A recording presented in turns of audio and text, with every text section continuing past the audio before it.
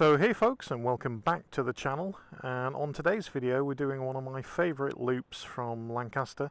We've come up from Kirby Lonsdale up the Sedbergh Road, and from Sedbergh we're actually heading down the 684 towards Hawes, and then from Hawes, which is a great stop, it's got some great cafes in Hawes, I'll show you that, and also from Hawes we're going over the tops past the Ribblehead Viaduct down into Ingleton, where we'll go from Ingleton then back down to Lancaster. So one of my favourite loops.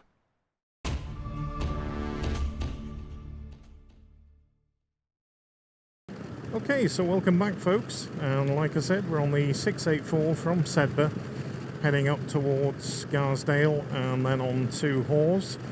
We're going to show you around the town, just show you where you can stop at the food place in Hawes, and then also there's a petrol station in Hawes if you're running low a little bit, and it's always a good price. Before we then head over towards Ingleton, over the top past the famous Ribblehead Viaduct. Unfortunately, we're stuck behind a camper van.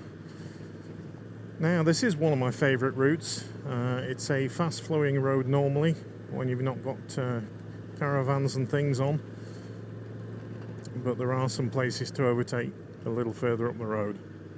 Now, if you caught my last video where we're invited down to Triumph Chester by Triumph UK for the launch of the new dealership there, take a look at that. I actually had a look around the showroom, and I also caught up with some other fellow YouTubers, username Kate, and also the Old Man from Mr. Darcy and the Old Man. If you haven't checked their channels out, head over on YouTube. Had a great night, a little bit of food and drink, and like I say, a good look round the showroom that they've just done.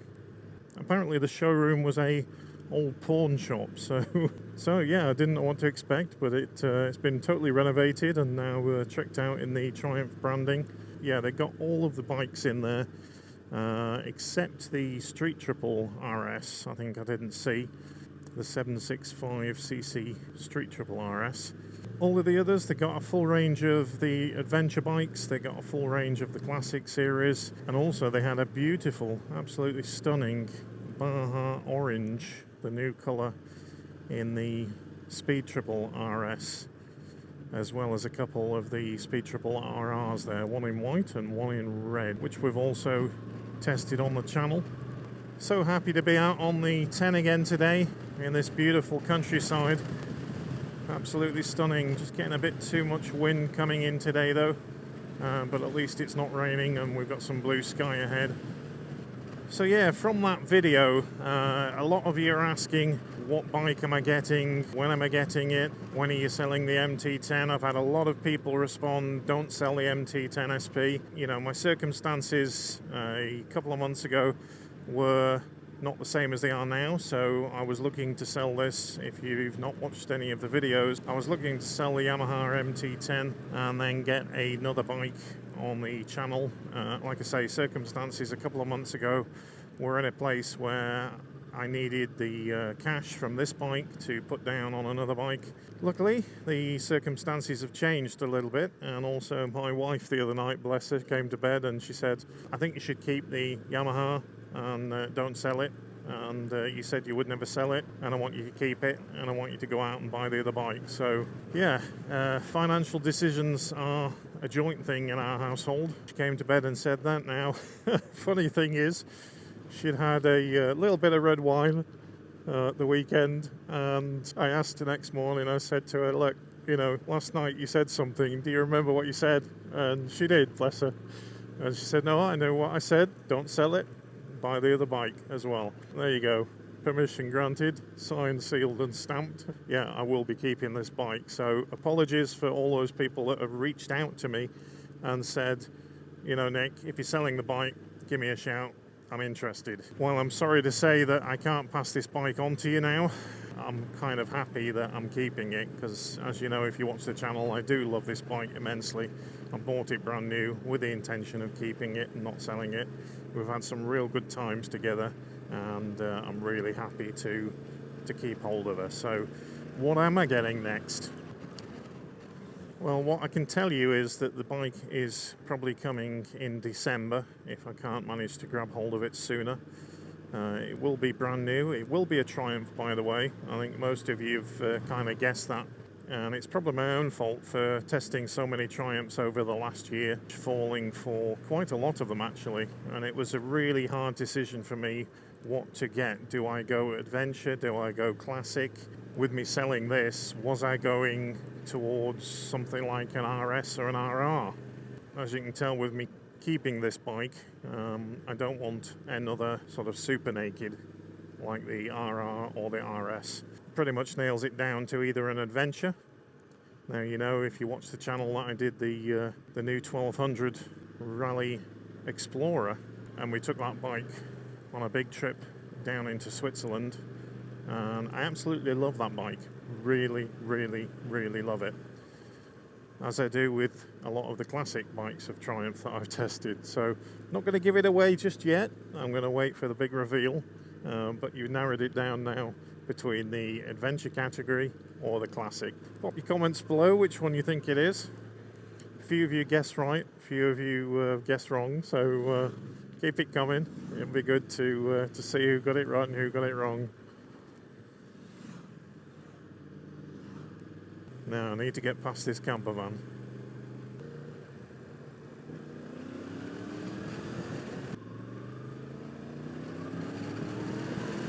Okay, so we've got through that narrow bit and we've got past the camper van, and then the road pretty much opens up like it is now, as you see. Lots of nice sweeping corners. Really is a stunning road. One of my favourites. I would put it in the top 5 at least in this region. Now I was going to head out for another camping adventure this weekend with the weather being so good. It's only 15 degrees, so it's getting cold at night.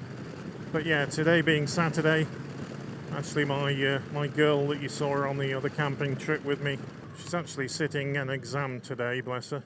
Good luck to her. And we'll probably be out moto camping next weekend, all being well weather-wise, and also hitting a different campsite. I think our aim with the other channel, if you haven't visited our other channel, where we have ASMR camping, so it's solo camping, but you don't get me rabbiting on, you just get the nature sounds and the cook-up that we do. And that channel will just feature the camping trips, and on the main channel being this channel, obviously you do get the camping experience, but obviously with me rabbiting on as well, and a little bit of a bike tour at the same time. And yeah, the aim of the camping is to obviously test out campsites around the Yorkshire Dales and the Lake District for you. And if you're coming up doing any touring in this region, and give you a little bit of inspiration really for the campsites and what to expect when you get up here.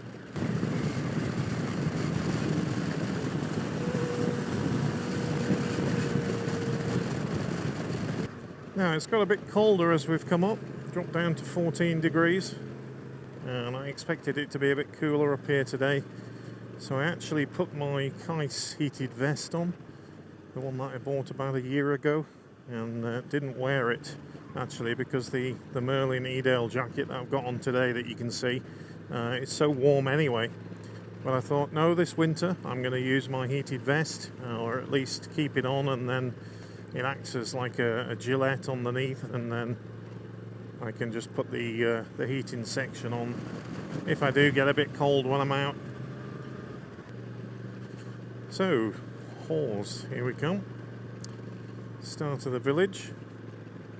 Lovely little place, just right there. B6255 is where we'll be going over towards Ingleton. And then you've got the cafe just on the left now, Pennygarth Cafe. And then some bike parking just on the centre just here.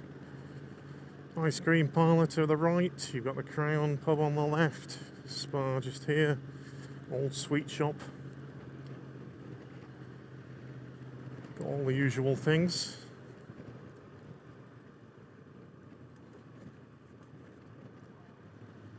And plenty of tea rooms. You get your tea and scones.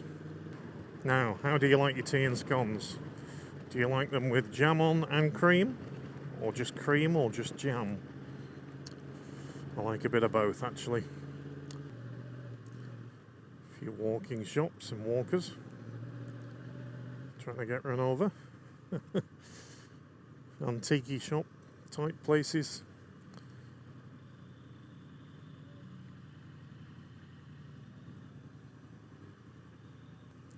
Quite touristy in the summer months, but a great spot to come and visit on your bike. Quality butchers and cheeses just there.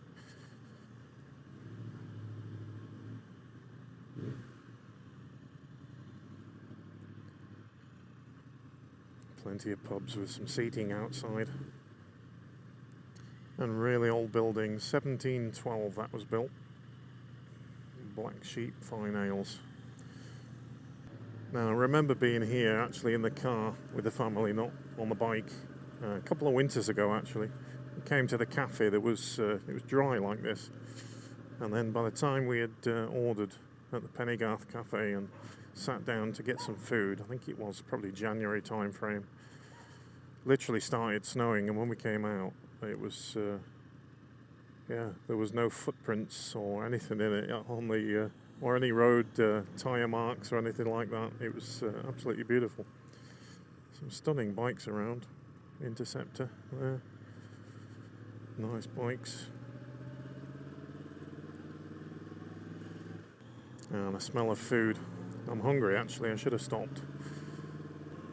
But yeah, $1.57 for a litre. That's got to be the cheapest I've ever seen for a while. And then this is the Ingleton Road just here.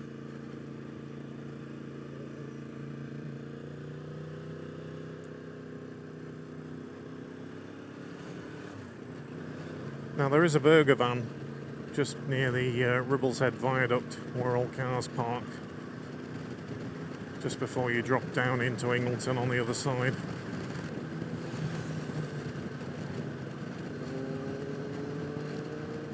Oh dear. Blind crest corner and he's overtaken. Why? I do criticise other bikers when they make stupid moves, because I hate to see them sprawled out on the road in front of me when I come round the next bend. You can enjoy biking without going crazy speeds. It's just not needed really. The only risk is I've just seen a sign on the tree saying slow down, red squirrels. You do get a lot of squirrels crossing the road just up here. All these Peugeot 205 GTIs just there going by. Always wanted one of them when I was younger. That was the hot hatch to get, wasn't it? That or the XR2. Who remembers those? XR2, you got the 205 GTI. What else was around hot hatches at that time? Now there are plenty of overtaking places along this road. You just have to find the right moment.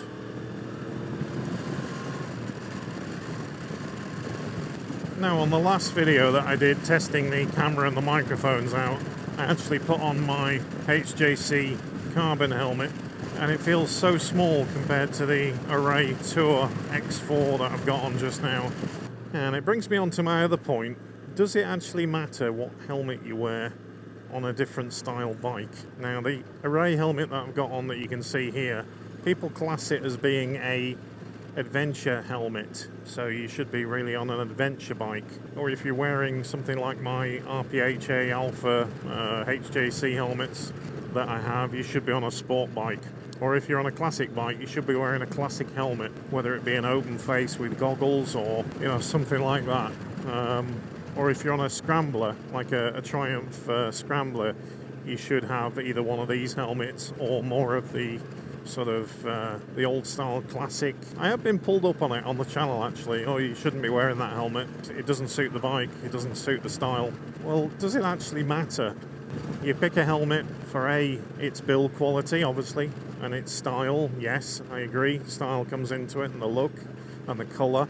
Or whether you want more ventilation, which this helmet does give you, or not.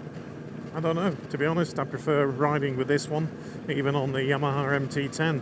I only actually bought this helmet for the tour that I did to Switzerland. That was the whole purpose of buying this one helmet, because of that genre of adventure bike, adventure helmet. And the other thing, big thing that came into this was the ventilation. I knew it was going to be hot in Switzerland, so I actually got a helmet that had lots of ventilation. And I've never had an Arai helmet before, and I wanted to try one. So while I was in the Isle of Man, I went over to the Arai stand. They were there at the Isle of Man TT, and I actually had this helmet professionally fitted to me. So they told me the exact size that I needed, because I had bought helmets before and they've actually been the wrong size, whether you buy them online and then they're a little bit tight and you think, oh, I'll live with it, it'll ease up over time, and they just never did. So it's always good to go into a shop, put the helmet on, try it on. Yes, we know you can get helmets cheaper online, but they're not always going to be the right size and fit for you. But yeah, it was an interesting one, and I'd be interested in hearing your comments, what helmet you ride with, and also, you know, does it fit the genre of bike that you're actually riding? And does it actually matter, really? With the new bike that's coming in a couple of months, I'm actually thinking of buying another helmet. I don't know, can you have too many helmets? But yeah, bike gear. There's a lot of it out there. And also it's personal preference, isn't it? It's what you like, whether it's colour, styling. You know, some people could say, would this Merlin Edale jacket fit with this bike? Probably not, you know, because of the wax cotton type effect on it, and the olive colour. Maybe it doesn't fit. Maybe it's more suited to a classic bike. Frankly, I don't care. This jacket, I bought it probably 6 to 8 months ago. Actually, no, it was more than that. It was about a year ago, actually. Last winter, I started wearing this after I bought the heated vest that I've got on underneath it. That I've not switched on, because the jacket is so warm. You know, it has a liner inside that's made out of a material that NASA developed for the space program to keep you warm in winter. And even when I'm wearing this with the liner in summer, actually I don't get warm. Yeah, I actually love this jacket. Really well built by Merlin. It's not been given to me. I paid for it with my own money, as I have with a lot of other stuff from Merlin. I think the only thing that was gifted to me to test was the Merlin Ranton 2 gloves that I've got on, and these are a sort of autumn come winter and spring glove, and these have been fantastic actually. Don't get any cold through on my hands at all. I'll probably use these all the way up until it gets really, really cold, and then I'll switch over to my battery heated gloves from RST, the Paragon ones. So we're just around the corner now from the Ribblehead Viaduct. Lovely mountains just in the distance there. That steep one on the top that's got a flat top to it. Underneath there's caves. You've got White Scar Caves, and you can go in there actually. It's quite an experience if you've never been. So if you're up this way with the family, that's a good thing to do in the area. Just be careful of these sheep. Most of them are used to car noises and things, so they're not twitchy unless you get a new batch. Now there's a lovely road just where the tree line is there that goes down towards Settle. So you can do a left just opposite the viaduct up here, go down to Settle. So there's lots of routes you can take. We're going to head on straight over and down towards Ingleton. But yeah, cracking day. Beautiful, absolutely beautiful. Plenty of friendly bikers out there today. And if you're out on a day, do you nod to all the bikers, or do you get fed up with nodding? That's another question. Do you wave? Do you nod? Stick a leg out? It's all different in different countries, isn't it? So yeah, the viaduct there that's still used today. You get the Settle to Carlisle Steam Railway going over there. Again, another nice thing to do. Go on an old steam train. Not sure when it runs, but it's always available on the old interweb to look up. And then, yeah, here's the tea and coffee and butty van just here.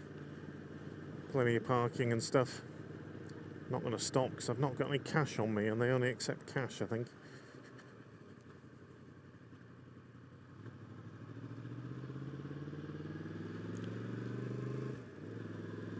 So we're going to head on down. Hopefully the wife will put the kettle on for when I get home. You've We've also got the station inn just here. Bed and breakfast, home cooked foods, real ale, and Walling's ice cream, which is the best ice cream around.